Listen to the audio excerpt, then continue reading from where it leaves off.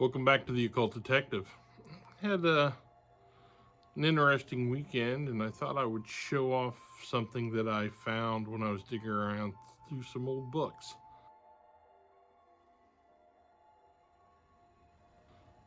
I'm a huge John Byrne fan. If you're familiar with the venerated writer and artist from Marvel Comics primarily. He had terrific runs on the X-Men, the Avengers, Marvel 2-in-1, Marvel Team Up, Iron Fist, and over at DC did books like The Fourth World and Superman, and just he was one of my favorites as a kid. I just loved his anatomy and his sense of motion, and just those classic Byrne faces. That's like, I loved the Byrne heads, that were always in the corner boxes, and yeah, just a huge fan. It was a surprise to me to discover that he was also a horror author.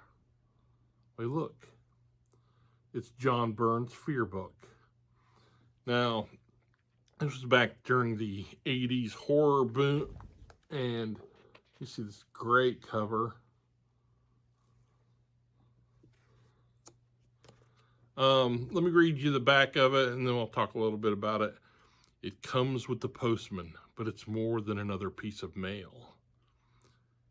Its cover is red, so deep it's almost black as the darkest sin. Inside its pages are images unspeakably vivid that exploit your deepest, most secret fears, burning images of horror that will live in your mind forever. It is a book without a title or a return address, but it can summon forth an ancient rage, a rage for lust, a rage to kill, and the postage due is a price no mortal can ever pay. So it says here, John Byrne is one of the top writers and artists in the comic book field today.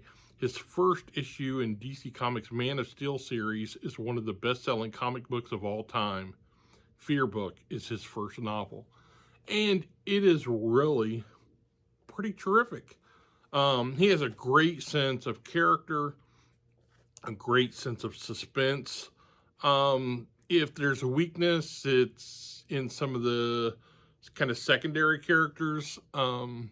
The family lawyer is a little bit one note and a little abrasive.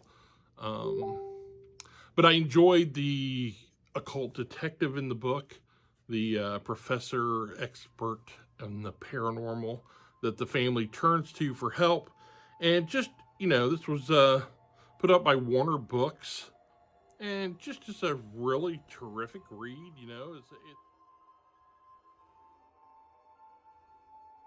This came out in 1988.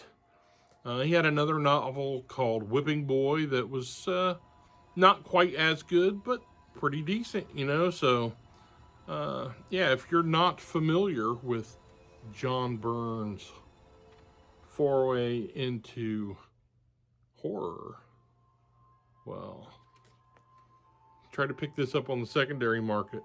Well worth it.